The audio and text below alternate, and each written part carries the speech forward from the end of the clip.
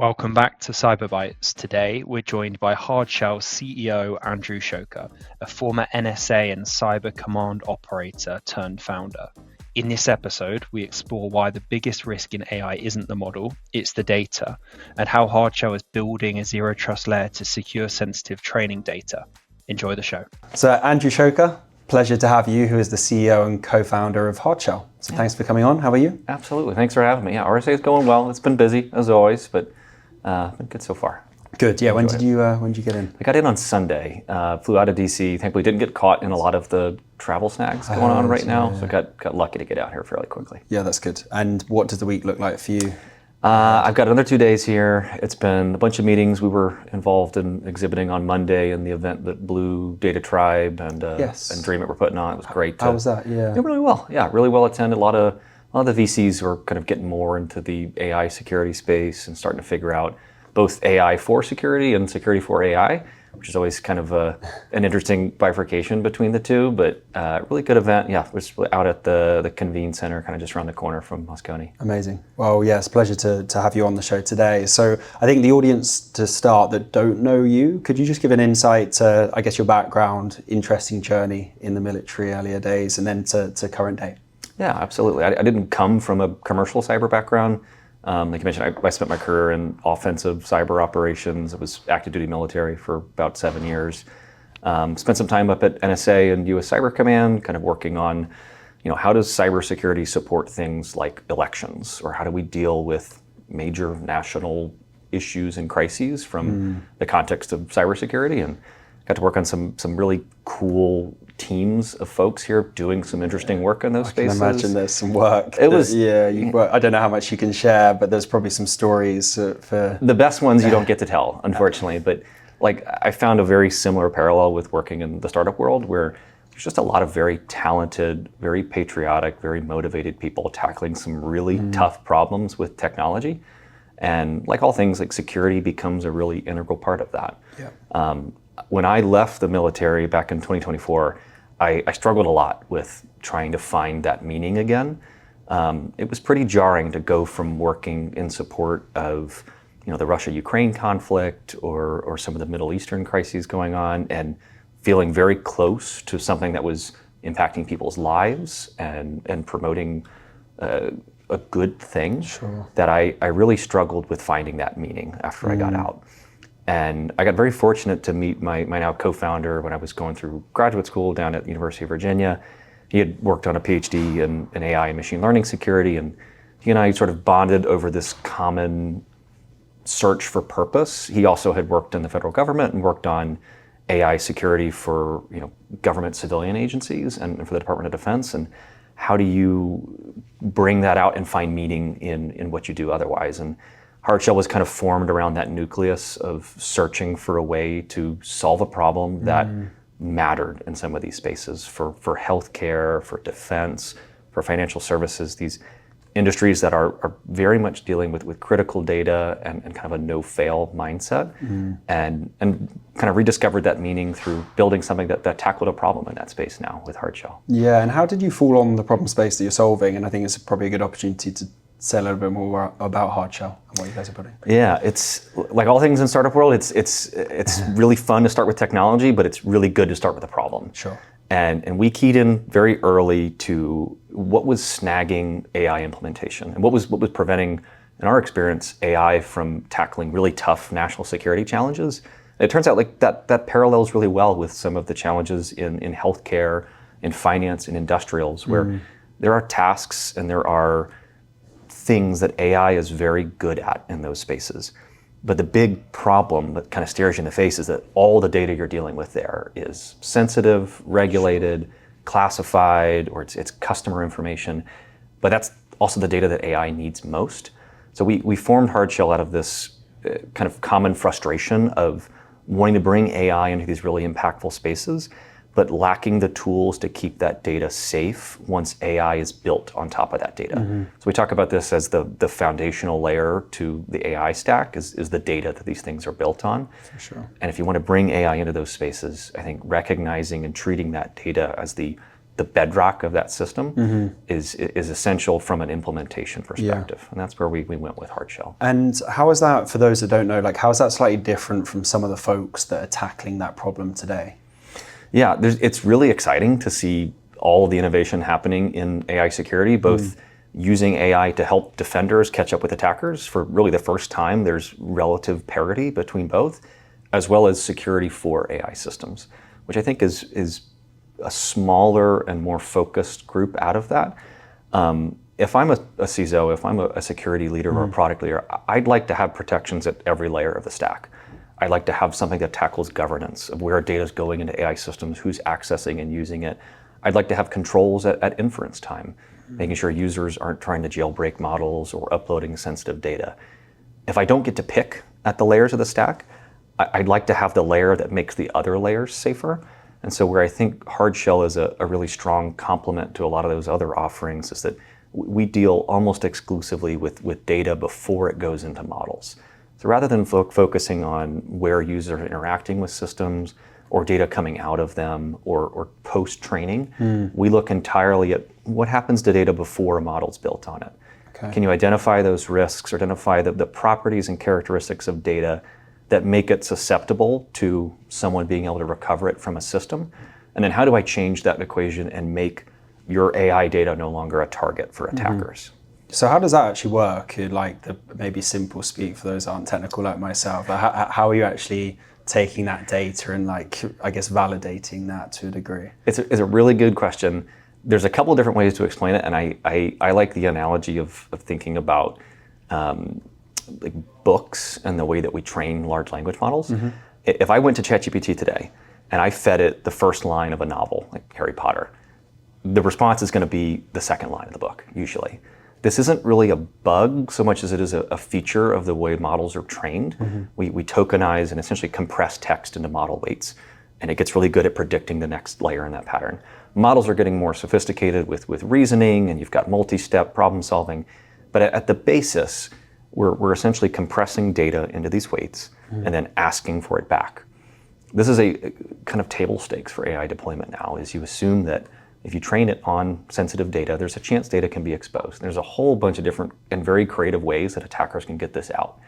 What we look at is what are the parameters, the techniques for sampling, for tokenizing data that make models remember it. My goal, if I'm talking to a customer, is to give them a model that performs the same, that has the same reasoning capabilities from that raw data, but can I modify that in a way that produces the same weights without encoding that data as it is into the model? Sure.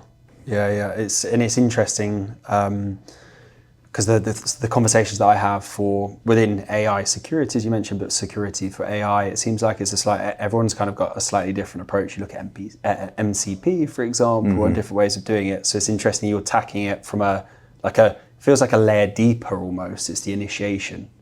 Yeah, I talk about us honestly as more of an AI infrastructure kind of angle. I think security has this incredible opportunity to be an enabler of the business, and AI is, to me, I think is the same opportunity to really be an enabler, a driver of revenue, of business outcomes. Security should be no different for AI in that sense. That I look at doing secure AI as a way of doing AI implementation responsibly. And if you want to use an AI system to its fullest capability, it needs that data. It needs sensitive information. It needs the real information. Yeah. And so I think it works in complement to other capabilities, other layers of the stack. But for organizations that we work with that are not AI native and trying to bring AI into spaces to disrupt some long-standing industries, having foundational protections, I think provides a layer of risk management and a layer of, it's like the brakes on the car. Yeah. I remember this keynote at RSA about you can take the car on the highway because it has brakes, and so brakes are what lets the car go fast. AI implementation is really not too different in the sense that you want to go quickly, but if you want to go quickly, then you have to do it safely. That's what lets you go fast. Properly and safely, yeah. It makes a ton of sense. And Hardshell, you guys are very, very new as a business, which is super exciting. So can you tell the audience a bit more about, I guess, the journey so far? It's only 6 months, right? Yeah. We started kind of kicking around this idea last year, and we originally focused more on defense tech, on the national security market. And then we saw a kind of a tidal wave of regulations through things like the EU AI Act and state-based laws in the US that started to hit the market much more quickly than we anticipated. AI also picked up and started to move a lot faster. Cybersecurity platforms started to get a little more inquisitive with acquiring competitors in the space. And so Hunter and I, my co-founder, saw this opportunity to solve a very similar problem that we originally looked at in defense to enable AI adoption in healthcare, in pharmaceuticals, industrials. And so we launched the company full-time about 6 months ago now.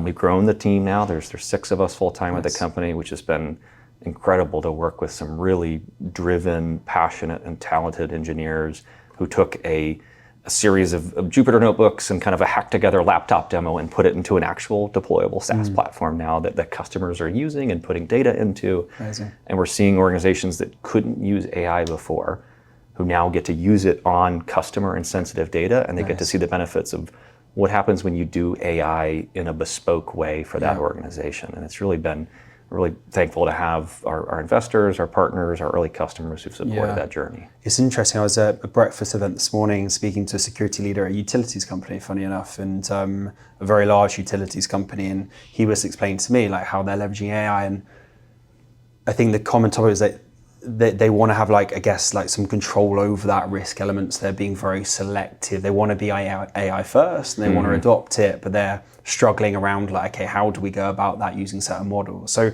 I guess the question behind that is, do you have your own sort of, is your own infrastructure that they're then operating and leveraging AI on? Are they still, can they use models on top of what you? It's a little more on the latter. Like our focus is to fit this to the customer's use case. And I can't do a model better than the frontier model builders can do. I can't do infrastructure better than some of the AI platforms do. I just am interested in the data. And so our goal is to try to fit this envelope of protection around whatever enterprise AI deployment that might be. If they've got something, really just as straightforward as an enterprise version of a large language model platform, or they're hand rolling and building their own small language models, or what we're seeing a lot of organizations do now is look towards RAG implementations or even agentic RAG implementations, where there's recognition that, hey, this data maybe shouldn't just go directly into the model. Can we build something that still lets us take advantage of the organizational knowledge, but also use the capabilities of a model? And there are ways to do that securely, and that's what we've built the platform around. It kind of like, the more I think about it is that the way you guys are approaching this problem, it's kind of taking the need away from security for AI to a degree. There's going to be elements of that for pure LLMs like Claude or ChatGPT, but the way you're approaching it is that you're taking security first before that data is being leveraged into an AI? We have, this is why Zero Trust came about in cybersecurity, is if you assume breach or if you do secure by design, then you start to think about the entire network as an attack surface. And if I think about AI as something very different than IT and OT systems, that it learns, it acts autonomously, it adapts, it acts in ways that's more similar to humans than it is to technology, that's a completely different way of thinking about security.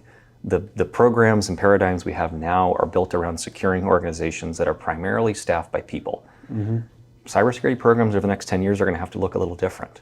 And the way that data flows into agentic components or autonomous components is going to have to be governed, managed, and tracked very differently. Yeah, it's interesting. And in terms of like how you see the space playing out, so you guys are very fresh, as you described, and it'd be good to get insight to potentially some of the conversations you're having this week as well. How do you see the next 6 to 12 months evolving for you as a company, but also the wider AI's kind of security enablement infrastructure ecosystem? It's a really exciting and cool time to be in security. In a lot of ways, security is kind of unique as an industry because you're keeping up with 2 primary drivers. Both of them move very fast. You have threats and bad actors who are endlessly creative and endlessly capable at breaking AI systems in new and creative ways. And then you're also keeping up with the pace of innovation for technology, which with AI has moved as fast as or faster than the threats right now. Those 2 forces are very powerful market drivers. it also makes it really exciting because security companies have to keep up with both of those things. The amount of innovation it takes both to research and understand new attack vectors, but also research and understand new technology that's going into enterprises is really, really difficult. We're starting to push our platform to cover more of these new AI implementations like agentic RAG, some interesting fine-tuning workflows for building hand-rolled models internally. I'm excited about covering those risks. We're also looking at new and exciting ways to attack models and to model out vulnerabilities in data. Cool. That's very much being published kind of as we go, or just in recent months, that these risks and these vulnerabilities are barely understood in the academic world, and so the industry is still kind of coming to grips with that. And there's a lot of opportunities for learning, for education, and just to be aware from a security perspective. What happens to my data? What happens to my organization when I bring AI into that system? Yeah. And I think, it's being figured out, right, as we speak. It's on the fly. Yeah, like the conversations I have, I'm sure you're having around AI this week, is no one's nowhere near an expert. And you can't class yourself an expert, I don't think, in AI today, because it's just evolving so quickly. So it's going to be really interesting to see, as you say, how these situations start to play out. Definitely. I think keeping an open posture to innovation and change and an ever-evolving threat is more important than ever in the age of AI as an offensive tool, because it works for the bad guys as well as the good guys. For sure, yeah. As you say, the bad guys are equipped with the same tools and technologies, right, as the good guys. So it's trying to balance that. And I guess AI kind of levels that playing field to a degree. Everyone's got the same access to the same tools, but the attack vector just increases tenfold, right? Because anyone can. It is really frighteningly impressive how capable AI can be at offensive security tasks, but by the same lens, it's also very capable at augmenting and supporting defenders too. And I think there's some really cool companies here this week that are doing work in that space and trying to level the playing field there. For sure. I'm excited to see where that goes and the ways that AI can help defend against AI. For sure. Well, Andrew, it's been a pleasure to have you on today. I'm excited to follow the Hardshell journey because you're working on some interesting stuff, and maybe a 2.0 next year, because I think so much is going to evolve over the next 6 to 12 months. Absolutely. It'll be interesting to see where we stand this time next year. Definitely looking forward to it. Thanks for having me. Appreciate it, dude. Thanks for coming on. Absolutely.